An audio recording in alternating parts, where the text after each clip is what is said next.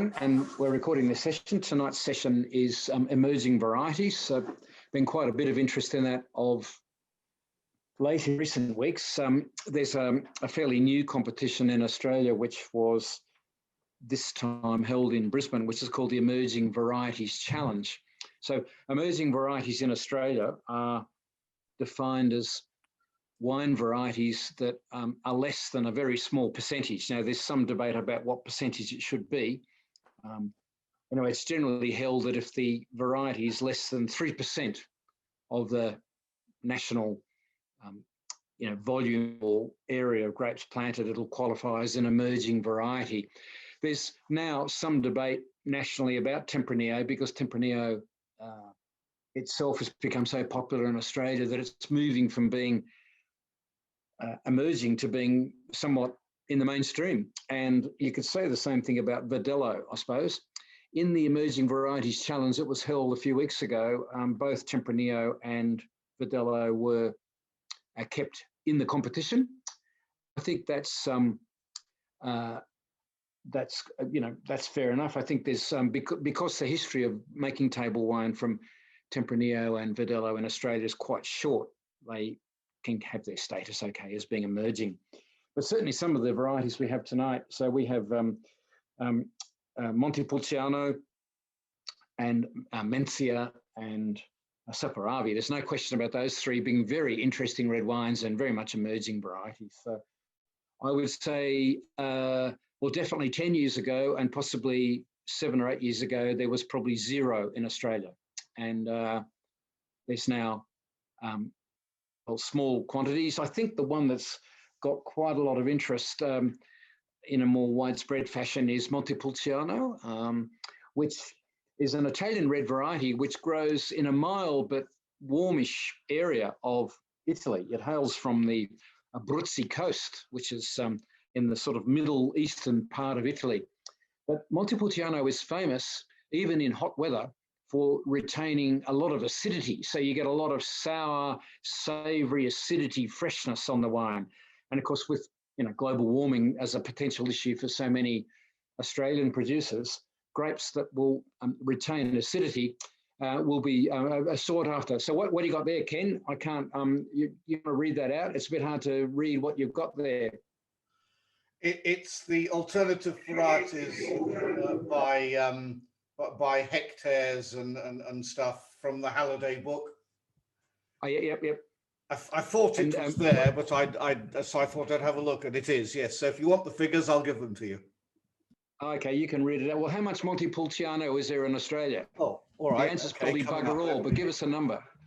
Montepulciano, 2019, tons, 697, growers, 26, hectares, 49, value, 0.69 million. Yeah, 600. Well, what did you say? 600 tons, roughly. 600 tons. Nearly, almost 700. 697, 700. Okay. Yeah. Well, a small boutique winery would make 500 or 600 or 700 tons. The sort of dividing line between being a small producer, very small producer in Australia, and then going to the sort of boutique size is 500 tons. Right. So Tempranillo is 5 times as much. 5 times as much. 5,400 nearly. Yeah, that'd be right. So okay. So it's certainly you're dealing in very small quantities, and it's that's the interest for tonight, and the fact that these varieties are potentially so interesting. You probably gathered I'm on the satellite connection direct from the cottage, so it's a fairly unstable NBN connection here. So my video might fade a few times, and if you lose me, talk quietly amongst yourselves. Actually, Ken can start reading out interesting statistics if you lose me. So let's try the Montepulciano, those who have it or those who have something similar, and you can try the one. So this is I have the this is the SC Pannell Langhorne Creek Montepulciano And Langhorne Creek's a very cold part of South Australia. It's way down the coast past McLaren Vale. And this particular wine here that I have, you stick your nose in this and it's got that real sour Italian cherry aroma that you see so frequently. And to taste it, it's got richness, but it's got that sour underlying firm acidity. You know, when you suck into a freshly cut lemon, there's a sour acidity feeling, and that's acidity. And it's natural acidity, it's what's in the grapes. And that acidity, of course, keeps wines very fresh. It makes wines go with certain foods. And obviously, if you're looking to keep a great degree of freshness in your wine, then obviously you can, a variety such as Montepulciano's got a lot of potential depending on the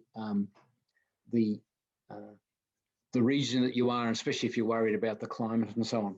So when you taste that wine, you can taste that sour acidity. It's got that quite sour maraschino red cherry aroma as well, which is so often seen on Italian red varieties, whether they're grown in Italy or whether they're the Italian varieties grown in Australia. So that wine, I think, to me, it's quite acidic. It's tasting quite savoury, and it demands having some food with it. And probably in a moment, you know, when you finish this, you'll notice that wine has a much softer, more elegant, more agreeable taste if you put food with it. And of course, if you've got antipasto or a whole range of the Italian style foods, that's actually what will be so good for it, you know, in the Italian style where Italian foods and wines match themselves so readily. So that, by way of introduction, does suggest the two reasons why there's so much interest in emerging varieties in Australia. Number one reason is because the wines are different. It's a very crowded market.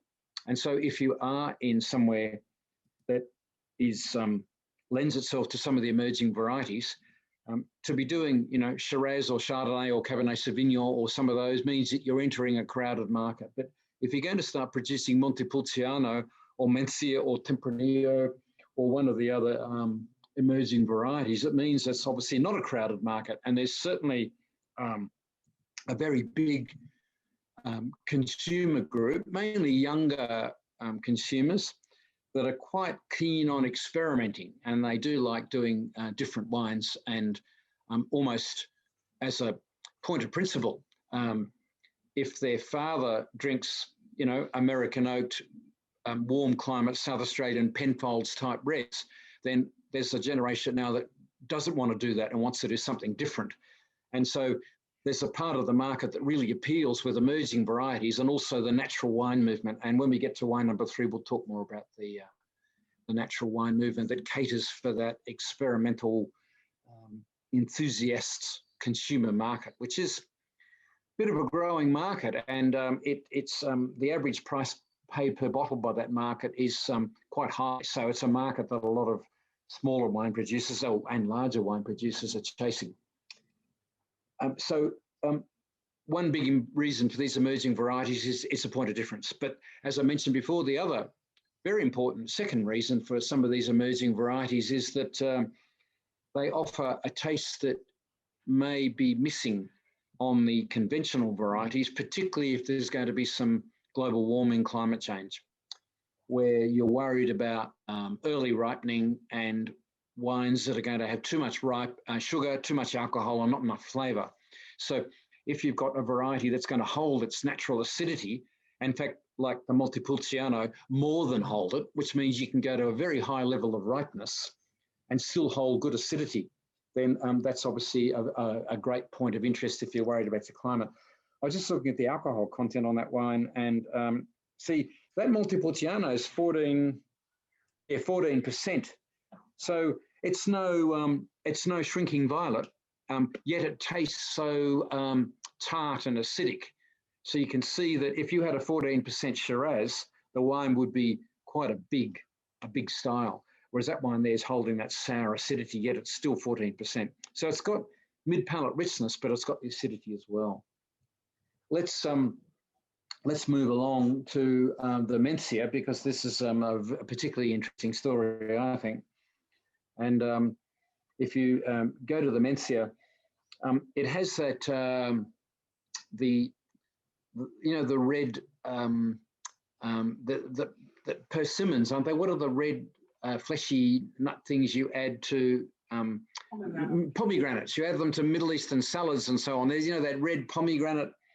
Ken, you're pretty good on this. When you stick your nose in it, there's a real red flesh pomegranate.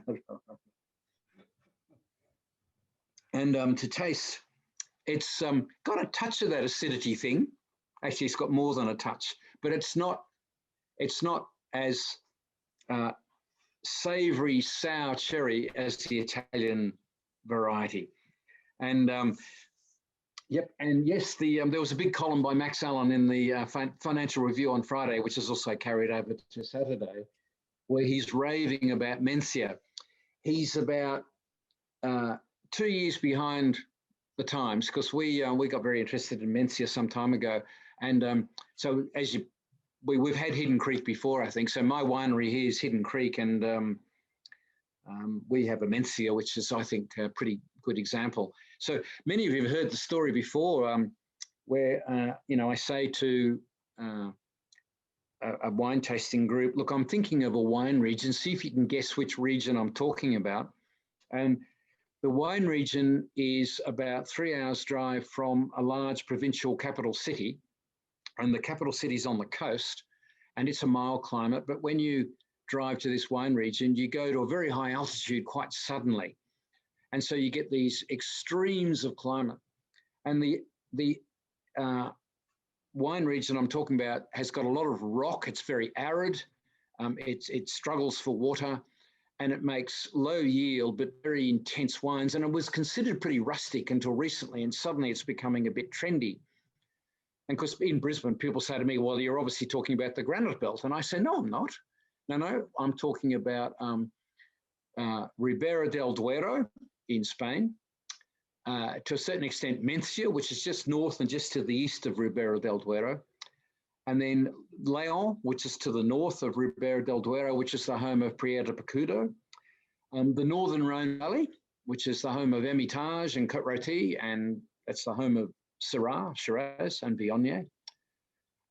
Could also be talking about the inland Dordogne across to Languedoc, that area there. That's high altitude and arid and so on. So you can start thinking of all these regions that are characterized by what I've just spoken about. Yes, the Granite Belt is one of those regions as well. But so when Granite Belt producers and Heathcote and around Canberra and Great Western, often when they do their European wine tours, they do like to go and explore these inland, arid, higher altitude regions, and because that's what they have back in Australia. And so there's been this interest in Tempranillo and inland Shiraz, Syrah. And one of the big questions is, well, because of the similarity of Ribera del Duero and to a certain extent Rioja, it's a little lower altitude and softer, and it's influenced by the coastal breeze from the Mediterranean a little more. But certainly the obvious question would be, with the success of Tempranillo in Rioja and Ribera del Duero, how come we're only just putting, Tempranillo's only been planted in Australia in the last 10 years or so, and when it really is so successful, should have been planted a long time ago.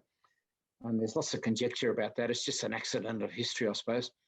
But equally now, the obvious thing is, well, if Tempranillo is successful, only a very short distance away from Ribera del Duero, which is the home of Tempranillo, is Bierzo, which is the home of Mencia. And it's slightly higher again. It gets cold wind sort of from the Atlantic, but it's protected by the Cantabria, the big mountain range, quite high altitude, hot summers, low rainfall, very rocky. That's the home of Mencia. And Mencia gives you that very juicy red berries, pomegranate aroma. It's a very juicy palate feel. And the Spanish say it's their answer to Pinot Noir. which is a bit of a call, but anyway, that's what they say. And when you read, when you try this wine now, this is La Linea is Adelaide Hills, so we're the cold part of South Australia. It's got a more smoky red berry aroma than Pinot Noir. It doesn't have that succulent red cherry. There's a slightly stony spiciness on the aroma, which is a bit exotic, which I think is not really Pinot Noir. But on the palate, it's certainly got that acidity in the cut. It's just not as velvet fleshy as Pinot Noir, but it's not dissimilar. And I could see that being pretty successful. It finishes with quite a savoury acidity, bit like the Montepulciano, except not as acidic.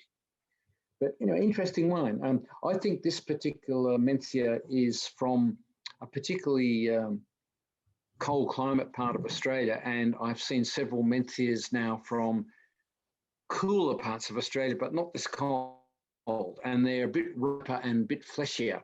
So the ones from here are riper and fleshier, and there's quite a bit of it grown in the Riverland around Mildura.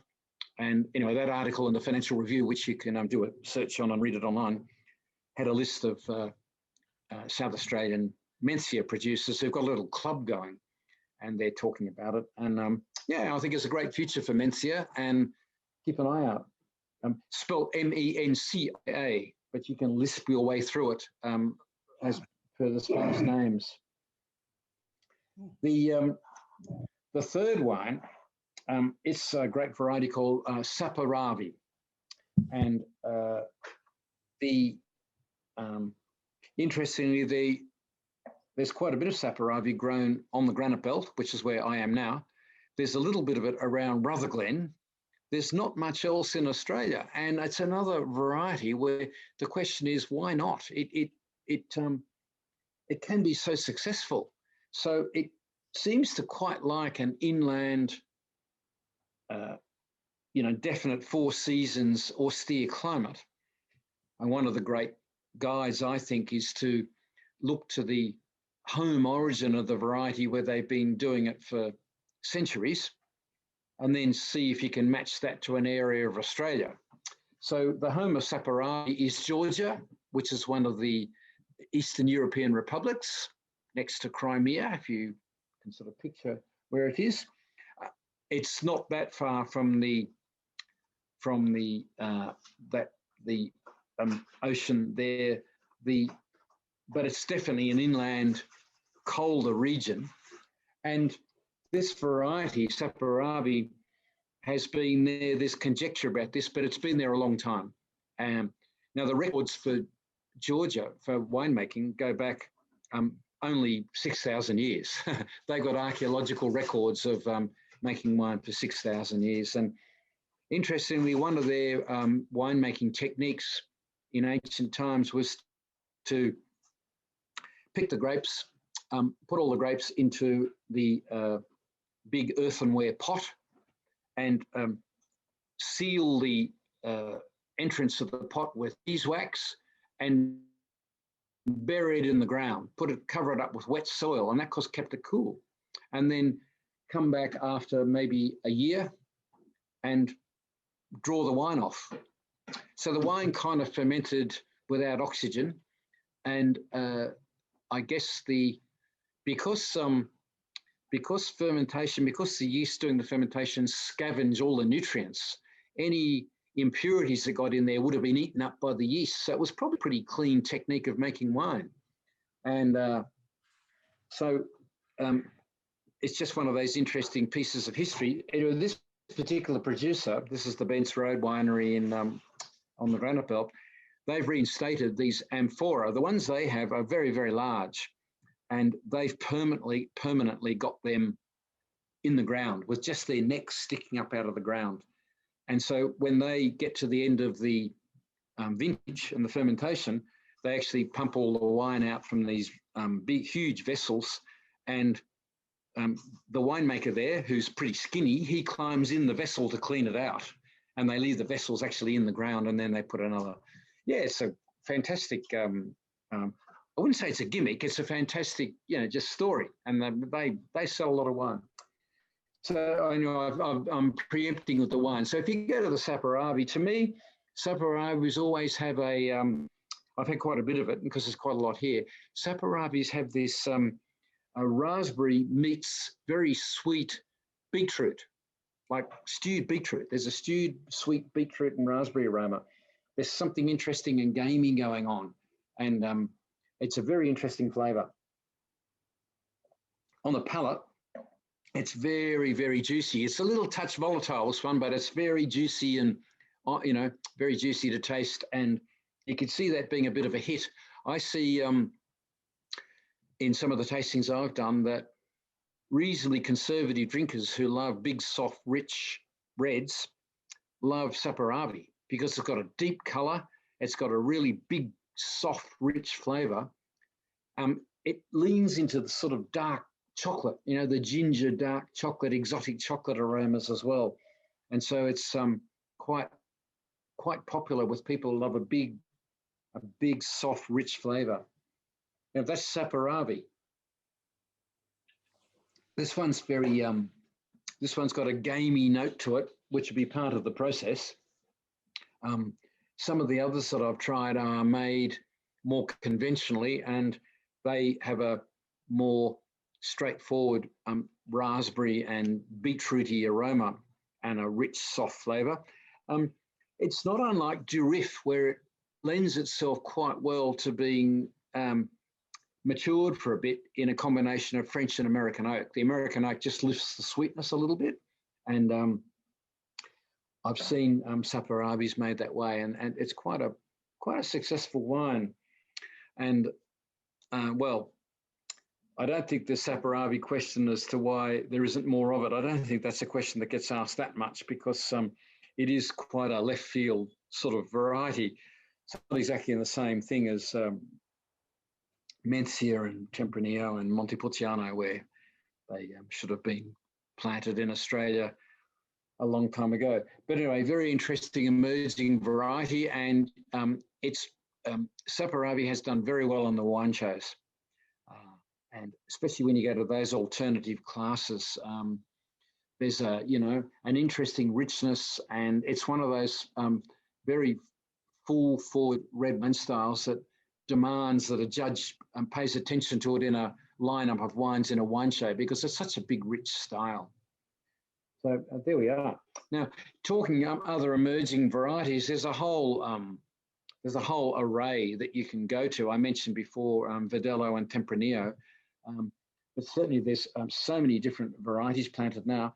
The Emerging Varieties Challenge had a spectacular wine there, where a trophy was won by a wine made from the variety Aglianico, which is spelled Aglianico, A-G-L-I-A. Anyway, I looked up Aglianico because I don't know that much about it, and I know it's from the southern regions of Italy. Jancis Robinson says that it's the Barbaresco of the Italian South, and Aglianico is one of the three varieties in Italy after Nebbiolo and Sangiovese.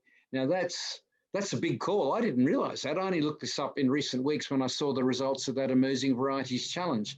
So Aglianico, we didn't do it tonight because there's not much in Australia, but where it has emerged, it seems to have done extraordinarily well. So when you start looking at these emerging varieties, there's a lot of exploring to do, and they're very interesting. Ken, have you got your little guide there?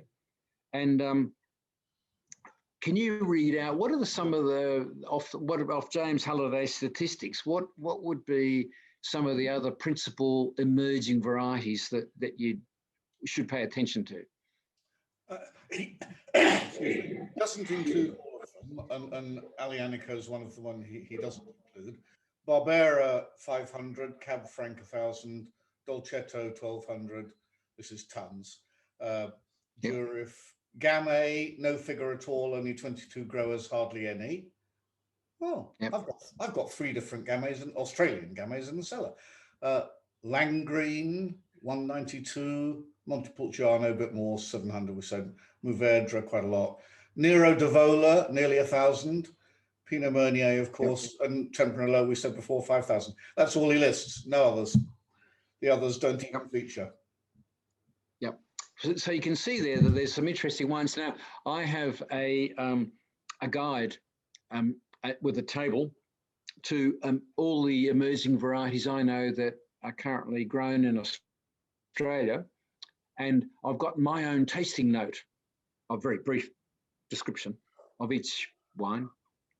And the emerging varieties table, if you like, and list is on my website. So you can get it and download it for free. And there's a table there of all the emerging varieties, whites and reds. So in the whites, of course, you know, Vermentino, Fiano, there's a whole stack of very interesting white varieties as well. So if you sift around on my website, you'll be able to download that list. And it's a bit of a guide. Certainly, I would say in the bits of browsing in wine stores that I've done in the last 6 months, 12 months only, the number of emerging varieties popping up is grown enormously. And that includes in the big Dan Murphy stores as well as the more specialized stores. So you're seeing these emerging varieties and it's interesting. So that table that I have, that guide I've put on my website, it might be something it might be useful to have. You could take it with you to the wine shop and sort of have a look at what they've got and you can decide. You know, for example, Ken mentioned Nero d'Avola. Nero d'Avola, I think, is a really lovely red wine. It's a bit difficult to grow. It's because its home is Sicily. Now, Sicily is right in the middle of the Mediterranean, and on the coast of Sicily, it's a pretty warm, mild place. But when you go up Mount Etna, of course, you go up pretty high altitude and you can actually get some pretty cold parts because it's of the high altitude. And that's where Nero d'Avola grows. And it actually offers quite high acidity, yet in a warm climate. I think Nero d'Avola definitely has claim to being very similar to Pinot Noir and a very interesting variety. And Nero d'Avola's in Australia and there's been some great success. Certainly overtaken by the success of Aglianico. I was, very interested and surprised to see that. But there certainly is others as well. So you can go and sort of look for these different things. Anyway, I refer you to the website and have a look for the emerging varieties list, and there's a little bit of a quick guide and so on, and download that. So the interesting thing about this is there's such an array, and you can get some wines, and some of the winemakers are only just sort of beginning making the wines, and there's only a few vintages done, and I guess that's all part of the fun. The Montepulciano and the Mencia tonight are made by fairly conventional larger producers. The Saperavi here is very much made by a producer who's very full on doing the natural wine. So they don't avoid using preservative. They use a little preservative, but they certainly do all the natural fermentation with the whole bunches of grapes in the big clay vessel. And it's a very interesting process. Originally, people were horrified because conventional winemakers would see these fermentations proceeding. And then when the fermentation was over, the wine went all cloudy and there were volatile acidity spoilage components which built up and so on. And what the natural winemakers do is they leave the wine for a very long time. When I say a very long time, they leave it another 6 months with all the skins and all of the leftover, detritus left over from fermentation. And because there's so many nutrients in the wine, the yeast certainly sort of die off, but they stay a little bit active and they certainly prevent oxidation. But what happens is that the there's a polymerization that takes place. That is where the molecules or in the liquid wine find other molecules and join on. And the impurity volatile components stop being volatile and they form a solid.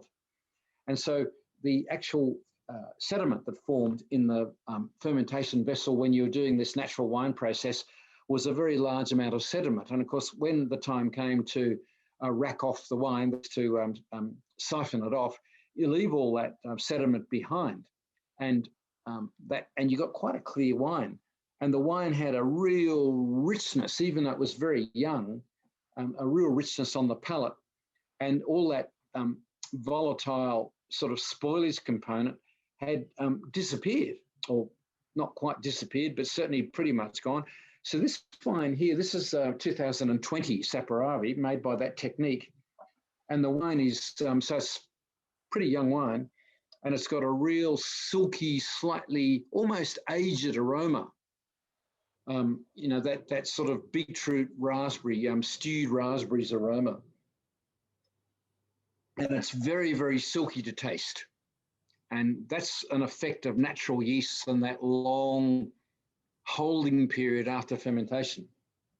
Now, in the natural wine circles, the holding period after fermentation is considered very important. And so in the natural wine movement, they tend to indicate how long they've held it for, because that gives you an indication about how rich the wine's going to be. So on the label here, it's got the name of the wine, and then it says underneath 211 days on skins, and then in clay, meaning in the amphora. So 211 days, what's that, 9 months, something like that. It's quite a long time. So, yeah, so that means, I'm getting comments from the peanut gallery here in the background. Yeah, so you get, so that's quite a long time after the fermentation's ended to, for the wine to be held with all the skins and all the leftover stuff from fermentation. And conventional winemaking would hate that. They just wouldn't do it, because that's where all the spoilage and oxidation and all the volatile components would lurk, which in fact does happen with natural wines, but then they leave it for longer again. And a lot of that volatile spoilage polymerizes and gets sort of used up, so to speak. And the end wine that comes out, you know, doesn't show that much sign of it. I've got to say, natural wines often throw a touch of it, but it doesn't worry me that much. I'm quite, what's the word? I'm, you know, reasonably tolerant of some of the, what would be considered a classic fault, provided the wine's in balance. You certainly get the, some of the wine judges who are, you know, very vigilant police for anything that's technically wrong. But I'm pretty tolerant. I think it's a question of balance. There's some faults you definitely don't want at all. So, you know, I think Brettanomyces is a pretty awful thing. At very low levels, some people don't mind it, but certainly if it gets up above that, it's an awful thing. A touch of volatility. This one's got a touch of volatility, and a lot of natural wines have it. You can detect volatile acidity in a red wine by smelling it, and ever so slightly, there's the very exotic balsamic vinegar smell. You know, you buy those very boutique-y posh bottles of, you know, special balsamic vinegar, and you can detect it. So that's got a touch of it, but it's not worrying me. My signal's just dropped out. You have to talk quietly amongst yourselves until it comes back. You know, so We can hear you. We hear you. Hear me? you're down with it. That's the new word. Oh, okay. You're down Yeah, with so I'm being reminded by a young taste that if I can tolerate a bit of volatile No, acidity, I'm down with I'm it. down with it. okay. That's a So, new buzzword. there you go. I'm Okay. down. I'm pleased to This hear is that. so recurrent, probably. Oh, the red currant. Yeah, that's the Saperavi. Yeah, it is. Getting comments from the background about the red currant flavour on the Saperavi. Very So, strong. yeah, it's good. Who's got the same wines as me tonight? Have you, Frederick, have you got the same as me? Yeah, okay. What do you think? Tell us what you thought about those three wines. Yeah, Yes, yeah, we have the same ones, and so we have our new routine now that we start with a late lunch on Sundays, and we start tasting them again some food. And so we had a pasta, and then we had actually a chocolate dessert. So the Montepulciano did very well, and so with the food, probably the Montepulciano was our favorite, and actually. We liked it a lot because we've had Montepulcianos from Italy before, and there's a lot of rubbish in Italy, Montepulciano, because of the confusion with the region and the grape, and so this was a very very good sort of surprise that it went very well with the pasta and the chocolate. So that's a great wine. And so now the Mencia, just trying it now, probably without any food, that's our favorite now, because it has a bit more sort of a spicy feel to it as well. So that the Mencia is very, very good. And then the Saperavi, interesting is the word. I don't know how to describe it. It's probably an acquired taste. We need to, I'm not sure. We're not convinced yet. Yeah. Yeah. It's certainly got a gamey flavour going on. There's no doubt about that. I mean, that's part of the charm of it, I think, that you get on the wine. Phil, do you have the same wines there, or have you got different stuff? Yeah, we have the same. We have the same. And how did you find them? Pretty much like Frederick, I think. I think the Montepulciano was our favourite. The Mencia was interesting, interesting. And the Saperavi, well, I've got some smoked in the fridge. I'm thinking it might go with smoked food, like smoked trout. You'd put a beetroot and walnut salad, say, with a smoked trout. And I think that probably, I'm sort of struggling, to be honest. Interesting, yes, interesting. No, Frederick said it was an acquired taste. I'm not sure I'll bother acquiring it. Okay, it's not the most straightforward middle of the road Saperavi that we could have chosen. It's certainly one of the natural wine types, and to a certain extent, emerging varieties. That's part of what you see and what you get. You certainly get a lot of producers doing the emerging varieties and doing some degree of it. So that's sort of why we put it in. There are certainly some Saperavis around that are much more mainstream, and maybe don't strike Saperavi off your list just yet. It's quite different. Yeah.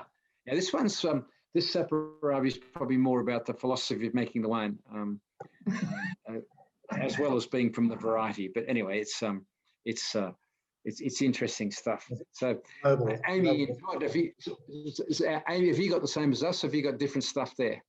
Yeah, no, we've got the same as you guys. So, yeah, we quite like the Montepulciano. That was probably our favorite. At first, I wasn't quite sure about the Mencia, but the more I drink it, the more it sort of grows on me. Interestingly, the Saperavi, when we first tasted it, it tasted like a fortified wine. To us, it was, I don't know, it was quite strong and quite sweet. It does have a similar aroma to vintage port, actually, that raspberry, beetrooty, it was like a port or something. Yeah, and that slight volatile acidity component is not unlike what you do get as an aroma off port. There's that slightly balsamic richness that you get on it. With the Saperavi, I kept thinking of like a tiramisu, like a dusty cocoa sort of, it was like a chocolate, have it with some dessert. Yeah. No, I agree about that. It's quite a bit. So I think if you're curious, I'd recommend that you try some other Saperavis at some point, but more mainstream wines. You'll see some from Rutherglen and others from the Granite Belt, and they'll be a bit more mainstream style. You can actually see some of the Georgian Saperavis now in Australia, and they're actually not that expensive, and they're interesting as well. Yeah, they're more mainstream. They're not made in this sort of natural wine style like the wine we have tonight. And like I said, we had it there. Natural wines are such a big part of emerging varieties that if you're going to start exploring some of these, you can't go very far without running into some of the natural wine movement. It's sort of part of the deal. Just to let you know, I've been trying to get my video reconnected, but I've got this unstable connection and it's having trouble. So if I put the video back on, you wouldn't be able to see or hear me at all. So for the time being, you just have to imagine my film star looks on the screen in front of you, you know. So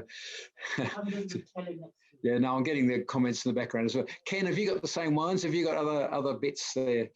Not right at the moment, but I've had all of those wines recently, or almost exactly the same as all of those, including, of course, your Mencia, Andrew. Yeah. Very good. Yes, they're all interesting, aren't they? I love the Montepulciano, and I wanted to ask you, because I've forgotten, what is the relationship in sort of varietal terms between Sangiovese and Montepulciano?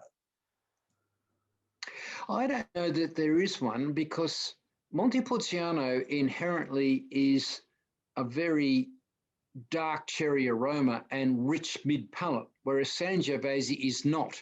It's a red floral, red cherry, high acidity, and usually is a bit lacking in the mid-palate. Right. So am I getting confused? Am I getting confused with Montepulciano, which is a clone of Sangiovese or something? No, what you're confusing is, and a lot of tourists in Italy are confused about, Montepulciano, the city, is famous for the Vino Nobile, and that's Sangiovese, and everyone talks about that. Yeah. And the Montepulciano as a grape variety is completely different, and a lot of confusion is happening in restaurants and everything, and that's why you have a lot of rubbish in Montepulciano, because they sell it like it's a Vino Nobile, but it's nothing to do with it. What's recurrently embarrassing is I know everything you've just said, but I keep forgetting which way round it all is, you know, which is Chino, which is Pulciano. But Andrew, there is a wine which is made out of a special clone of Sangiovese, isn't there? What's that? Yeah, that's right. Yep. So that's Sangiovese Grosso. Yep. And that's made in the sort of southern part, just south of Chianti. And that's the Brunello. And that's Brunello di Montalcino, similar name, but different. Oh, right. So it's Brunello. That's right. Of course, I'd forgotten. Yes. Yeah. Brunello di Montalcino sounds like Montepulciano, but it's not. There's no relationship. It's just no wonder the Italians can't form stable government. I mean, with great varieties like that, how can you understand anything? But so in the Sangioveses, so I've read the study. So if you're in Tuscany, they claim that all the Sangioveses are different, even from one village to another. That's a different grape. But they've done all these DNA analysis on them, and basically they don't see any difference in the DNA. So everyone is claiming to have their own variety, but it's all the same Sangiovese grape. Don't let the facts spoil a good story.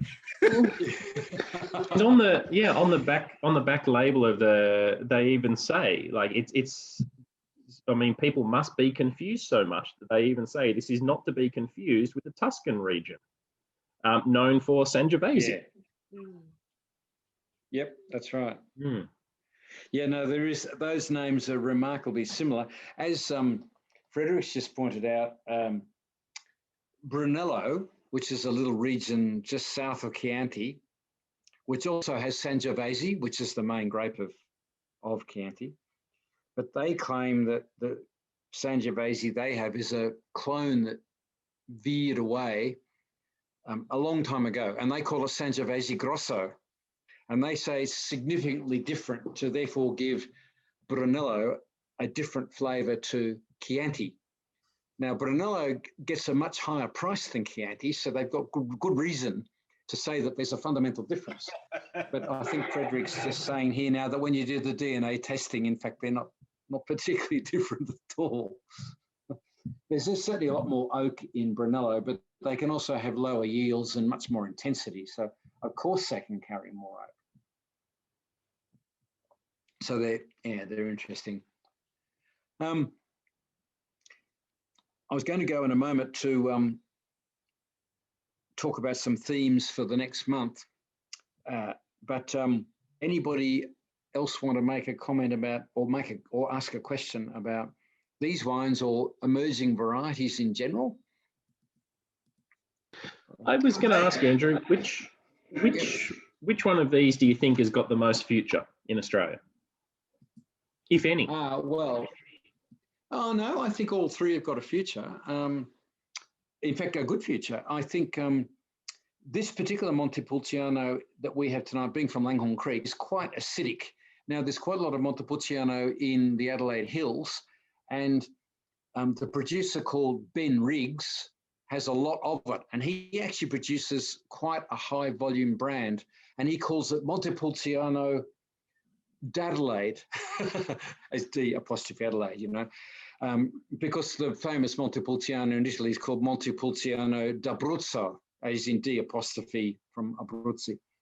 And Ben Riggs's Montepulciano d'Adelaide is actually not expensive and it's pretty good. And it's definitely in Dan Murphy, and it's one of the wines that's a high volume wine, which is in the vanguard of introducing emerging varieties to a lot of consumers.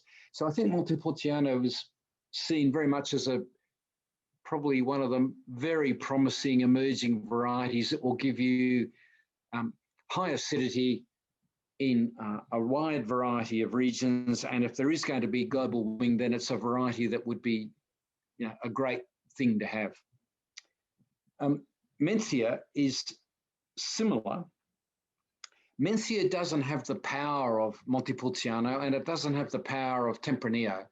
It makes a very soft, pleasant, not unlike Pinot Noir, I suppose, but shorter than Pinot, very soft, easy drinking red. And but on the other hand, it grows pretty readily and it crops really well. So in Mildura, where there's a bit of Mencia, it grows well at high volumes and it produces good quality grapes, and it's pretty successful. So I think it's going to be good as well.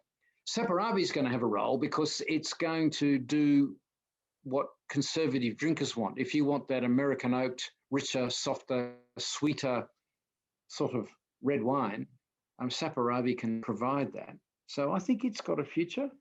It seems to be pretty successful in warm areas. So places like Rutherglen, I've mentioned a couple of times, and the Granite Belt, it's been very good, very successful. So in terms of your question, I think all three are going to be successful along with other emerging varieties. But I guess if you had to put money on these three, you'd probably put the money on the Montepulciano, I think. I mean, it's already a big, significant volume, whereas the Mencia volume in Australia is tiny, absolutely tiny. In terms of other emerging varieties, well, Tempranillo and Videla are already there. Nero d'Avola is quite common now. Well, not common, but there's plenty of it about. Fiano and Vermentino as whites are surprisingly common now. And so you see those. So yeah, it's going to be interesting to see. Any other questions, comments? Andrew, what's happened to Primitivo Zinfandel? Primitivo, yeah, I guess it's around. I suppose it's a bit like Merlot, where Zinfandel has such a mixed image and reputation in California that people are concerned about it.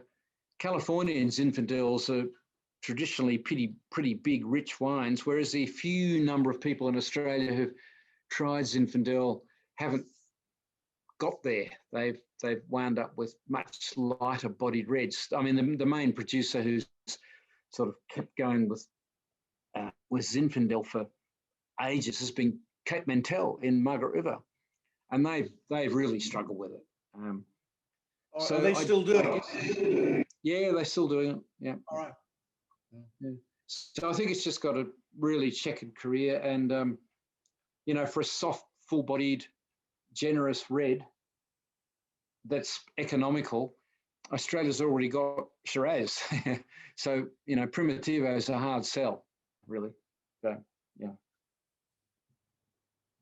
What themes are you looking for next month, for August? Laura and I have got some ideas, but interested to have some feedback from what you might suggest. One of the suggestions already was that we did 3 classic regions last week, and which was Hunter Valley, Barossa Valley, Coonawarra. Could we keep going and do a few more classic regions? Because there's obviously Australia's got them, and try and do them where there's a sort of a interesting comparison between them. So that's one topic we could definitely do for August. You know, we could sort of pick perhaps Yarra Valley, Margaret River's one, I suppose, and do something along those lines if you think that's a good one. But anybody got any suggestions or ideas or something you'd like to see a focus on? I would call that lockdown wines, and because we cannot travel, you can show us the rest of Australia and the best wine regions. Yeah, yep. We sympathise for you. Well, our borders are closed to all you disease New South Wales people, as you know. So, and for the rest of it, yes, okay, we'll have to think about lockdown wines. What do you consider the definition of a good lockdown wine, Frederick? One that makes us dream of all the regions that we cannot visit. Yeah. Well, in fact, I could pick wines that have a taste that very obviously sings of their region. How's that? You know, some wines have got a good ability to taste of their region. And when you come across those wines, you instantly know it's from that region. You know, they just got that flavour. For example, I think Heathcote Shirazes in particular, but all Heathcote Reds, but Heathcote Shiraz always has that kind of sage red cherry aroma. And there's something about Heathcote Shiraz, and they all have it. And as soon as you smell that, you know it's that central Western Victorian Shiraz. There's something about the region. And there's some other examples, you know, that I could think of. Chianti always usually pretty much smells of Chianti. It's probably what they use with the old oak. But anyway, I'll think about that. We could do a tasting of wines that sing of their region very obviously, and see whether you all agree about that. Yeah, what about at one point, and it doesn't have to be next month, but I've never tasted a wine from the Napa Valley before. Okay. Yep. I don't know whether we can do Napa Valley. Yeah, if you think it would be Napa Valley Cabernet Merlot. Yeah. Yeah. Or easy enough to get, but no, we might be going for Napa Valley Cabernet or even a Pinot. All right. Actually, yeah, Napa Valley Pinot Noir. That's a great idea, Amy. Yeah. Yeah, no, I've never tried one before, so it'd be interesting. Yeah. Well, we could do a Tri-Nations on say Cabernet Sauvignon, because we can get affordable Napa Cabernet, and then you could have a New Zealand or French Cabernet, you know, Bordeaux, obviously, and then we could get you know, a Margaret River or Coonawarra or something. And then they give us 3. That'd be interesting across a single variety. I think Napa Valley Pinot would be hard to get and a bit expensive, so that's probably difficult. But if you were asking the average Napa Valley winemaker what would be a great representative ambassadorial wine for the Napa Valley, they wouldn't say Pinot anyway. They'd say Cabernet definitely. And then if after Cabernet, they'd probably be talking, as Laura just said, Merlot or possibly Chardonnay, or they call it Petite Syrah. We call it Durif. There's a fair bit of that. Anyway, probably Cabernet would be their ambassadorial wine from the Napa Valley. Whereas if you go south of San Francisco along the central coast, that's more, they've got Shiraz and Pinot Noir there. Anyway, but Napa Valley would be Cabernet Sauvignon. So good plan. So I'll keep an eye out for that, and we'll come up with with some themes. I'll discuss that with my Zoom wine manager, who's pensively looking on there with Laura. Have you got something to say about this? No? This is my new manager. Yeah. Yeah, I see. Yes, I know. Are you allowed to How old blow? is that baby? He's 10 weeks, and he's very bossy. Well, you're doing well to be here. He likes Pinot Noir. He's got a taste for it now. I'm kidding. Hello. Yeah. Well, Laura and I will discuss those themes and let you know about that.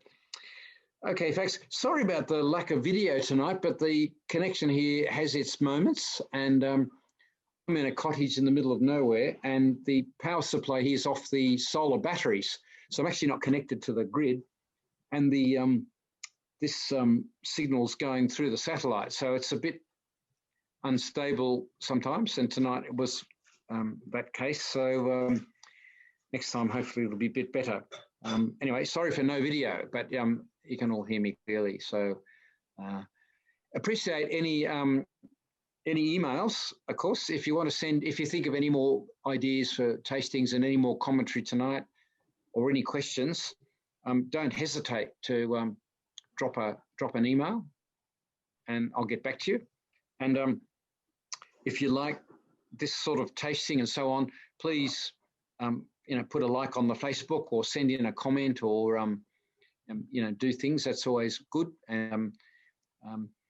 We sort of know that for the quieter group, just for various reasons, can't join in on Sunday nights, but they watch the recording and they seem to buy the wines. I know how many wine packs go out, and quite a lot more wine packs have gone out than what people have joined in tonight. So people, try the wines and do that. So it's nice to get the commentary from you, and it's great to hear some of your comments on how you like the wines, because the others that listen to that read and enjoy them, and see how they go also with it.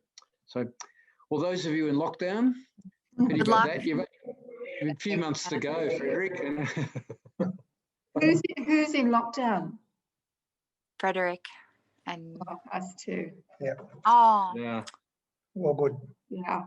We're attending a first birthday party via Zoom after this. oh no. Yeah. There you go. So Yeah. We really appreciate this. This is really good fun. this is a Yeah. great. No, fantastic. Well, I hope that, those of us in Queensland or country New South Wales or Hunter Valley, hopefully there won't be any more lockdowns where you are, but we'll see. It's all has its worrying moments, and we'll see how we go. Mm. Okay, folks, you can't see me, but I'm waving furiously, and Laura's waving. Go off and try those emerging variety wines now with Sunday night dinner, and it'll change a lot. We'll send you the dates for next month, and look forward to seeing everybody next month. Good night, all. Enjoy the first birthday party, Philippa and Phil. See you. All right.